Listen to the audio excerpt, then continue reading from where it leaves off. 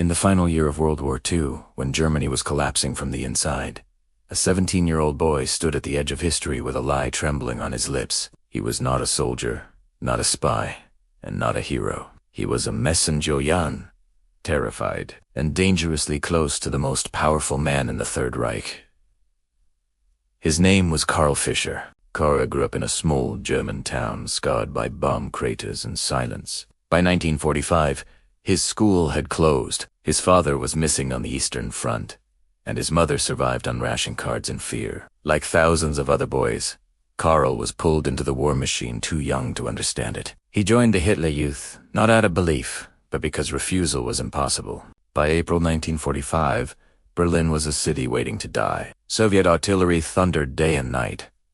Buildings burned endlessly. The streets were filled with refugees, wounded soldiers, and children holding rifles too heavy for their hands. Karl was assigned as a courier, running messages through ruined streets because he was small, fast, and expendable. The Vorbunker lay beneath the shattered city like a concrete tomb. Inside it, Adolf Hitler clung to maps, illusions, and the belief that loyalty still existed somewhere beyond the smoke. He demanded reports constantly: where were the reinforcements? Which units still held the line? Who was retreating? Who was betraying him? Karl never expected to be sent there. One night, an SS officer shoved a folded report into his hands and ordered him to deliver it directly to the bunker. The officer's face was pale, his eyes hollow. "Run," he said, "and don't lose this." Karl ran. As bombs fell and the ground shook, Karl clutched the report tightly. He did not know what it contained, only that it came from a local commander near the eastern defenses. When he finally reached the bunker entrance, guards searched him, then pushed him inside. The air underground was thick and stale. The walls shook with distant explosions. Officers whispered urgently. Maps covered tables like lies, layered on lies. Karl stood frozen as he was guided into a small room where Adolf Hitler waited. Hitler looked nothing like the posters. He was smaller, hunched, his hands trembling. His eyes, however, were sharp and burning. Karl felt them cut into him as he stepped forward and handed over the report. Hitler read silently. The room felt endless. Karl noticed something strange. The report seal was broken. A corner of the page was torn. Hitler's expression tightened, his jaw clenched. He looked up sharply. "Is this information confirmed?" Hitler asked. Karl's heart slammed against his chest. He did not know. He hesitated only a fraction of a second, but that pause changed everything. Hitler leaned forward, staring at the boy as if searching for betrayal itself. "Speak!" he snapped. In that moment, Karl realized something terrifying. The report was bad news. Very bad. It spoke of Soviet breakthroughs, collapsing lines, retreating units. Truth, in Hitler's bunker, was dangerous. Karl thought of his mother, of his missing father, of the boys his age already dead in the streets above. And so, Elite Anges, Maine, Karl sighed, the situation is under control. The unit believes reinforcements are close. The light tasted like blood in his mouth. Hitler's shoulders relaxed slightly. He nodded, turning back to the map. "Good," he murmured. "They will hold. They always do." Karl was dismissed. As he stumbled out of the bunker, his legs nearly gave way. He had just lied to Adolf Hitler. Not out of courage, not out of strategy, out of fear. But lies do not disappear once spoken. That night, orders were issued based on Karl's words. Units that should have retreated were ordered to hold their positions. Reserves were redirected elsewhere. A defense line that existed only on paper was treated as real. Karl learned the consequences the next day. From a shattered rooftop, he watched smoke rise from the eastern sector. He saw wounded soldiers staggering back, screaming about being surrounded. Entire units were wiped out because they were told help was coming. Help never came. Karl understood then that his lie had weight. It had shape. It had killed men. He tried to convince himself it did not matter, that the war was already lost. That truth would not have saved anyone. But the screams echoed in his head, louder than the bombs. Over the following days, Karl was summoned again and again. Each time, Hitler demanded reassurance. Each time, Karl lied a little more. He spoke of phantom divisions, imagined counterattacks, non-existent delays in Soviet advances. Each lie bought time. Each lie deepened the damage. Hitler clung to these false reports desperately. They fed his belief that betrayal, not defeat, was Germany's real enemy. He ordered executions of officers accused of cowardice. He refused evacuation. He demanded sacrifices from a city already leading to death. Karl began to realize something horrifying. His lie was no longer protecting anyone. It was fueling the final madness. As Soviet forces closed in and Berlin collapsed above them, Karl stood at the edge of a truth that could no longer be contained. The boy who lied to survive had become part of the reason the war dragged on even longer. And soon, he would face a choice far more dangerous than lying. Tell the truth and risk immediate death, or continue the lie and watch everything burn. Part 1 ends here, because in Part 2, Karl Fischer's lie will reach its breaking point, and the cost of the truth will be higher than he ever imagined. By the time dawn broke over Berlin, the lie had already begun to move. Train schedules were altered, armored units rerouted, columns of troops turned east instead of west, south instead of north. Orders stamped with red ink traveled through command offices with mechanical obedience. No one questioned them. They bore the Führer's authority, and that was enough. And at the center of it, Alancine. Unheard was a 16-year-old boy sitting alone in a narrow room, his hands shaking.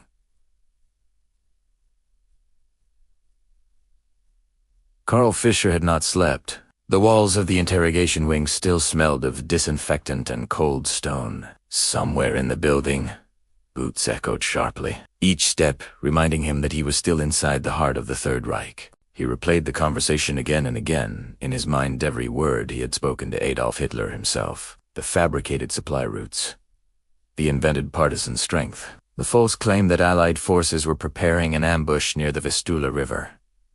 It had all sounded believable.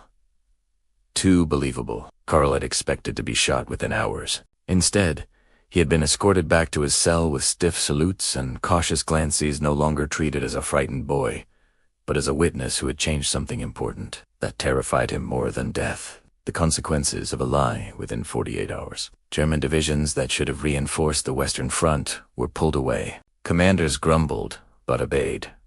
Maps were redrawn. Entire battalions marched toward an enemy that did not exist. Meanwhile, on the real front far to the west, Allied forces encountered unexpectedly weak resistance. British and American troops advanced faster than intelligence reports had predicted. Villages fell with minimal fighting. Bridges remained intact.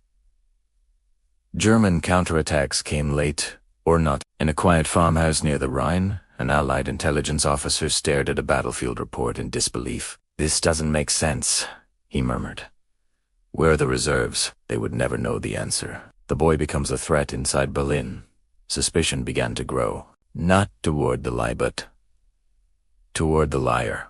General Wolf, a sharp-eyed intelligence officer, reviewed intercepted radio chatter late one night. He noticed patterns that didn't align. German forces were reporting skirmishes with partisans who vanished without trace. Supply convoys were rerouted based on threats that never materialized, and all of it traced back to one source, a teenage courier. Wolf ordered Karl brought in for questioning again. This time, there was no shouting, no theatrics, only quiet men, clean uniforms, and questions asked slowly. Karl felt the trap closing. "Describe the partisan leader again," Wolf said calmly. Kau hesitated. His earlier description had been rushed, borrowed from rumors, half-remembered conversations, things overheard in taverns. He had a scar, Karl said. On which side of his face? Karl chose left. Wolf nodded. Interesting, because another report says, right? Silence fell like a blade. Karl's pulse roared in his ears. One contradiction. That was all it took. Wolf leaned forward. "You are very young," he said. "Too young to be clever. And yet, you changed the movement of an army." Karl swallowed. "I only told what I saw." Wolf smiled thinly. "Then you will tell us again, in detail." A decision no one expected that night. Karl made a decision. If he was going to die, He would not die slowly in a basement room. He would use the lie one last time. During transport to another interrogation site, an air raid siren wailed across the city. Bombers roared overhead. Guards shouted, searchlights cut through the sky. In the chaos, Karl slipped away. It should have been impossible, but Berlin was burning, and order was fragile. He ran through alleys choked with smoke, past shattered windows and frightened civilians. For the first time since the war began, Karl was not following orders. He was choosing. By dawn, he reached the outskirts of the city, exhausted, starving, and terrified. He knew he couldn't survive long alone. Every road was watched, every village suspicious, so he went where no one expected a German boy to go, toward the enemy. The truth finally spoken, Karl was captured by Allied troops 2 days later. He did not resist. He asked for an intelligence officer and told him everything. At first, they laughed. Then they listened. Then they checked. Radio, intercepts, German troop movements, sudden strategic gaps that matched Karl's story with chilling precision. The room fell silent. "You're telling us," the officer said slowly, "that you lied to Hitler, and he believed you." Karl nodded. He needed to. They never used Karl as a weapon. They didn't parade him or broadcast his story. Instead, they quietly adjusted their plans, pushing forward where resistance had weakened, avoiding areas suddenly flooded with unnecessary German troops. Karl's lie had already done its work. The war did not end because of him. But it ended sooner, and that mattered. The war ends. The boy disappears when Germany surrendered. Karl was offered protection, relocation, a new name. Refused. "I don't want another lie," he said. Records of Karl Fischer fade after that. Some say he returned to his hometown, now Rubble. Others claim he crossed borders and vanished into ordinary life. No medals were awarded. No monuments raised. History books would speak of generals, strategies, and massive offensives. They would never mention a frightened teenager who understood something terrifyingly simple. That power depends on belief, and that sometimes the smallest voice at the right moment can bend the path of war. Epilogue. Years later, a former German officer would write in his memoirs, "We prepared for enemies that were never there and ignored the ones standing at our gates." He never learned why, and Karl Fischer never told the story again.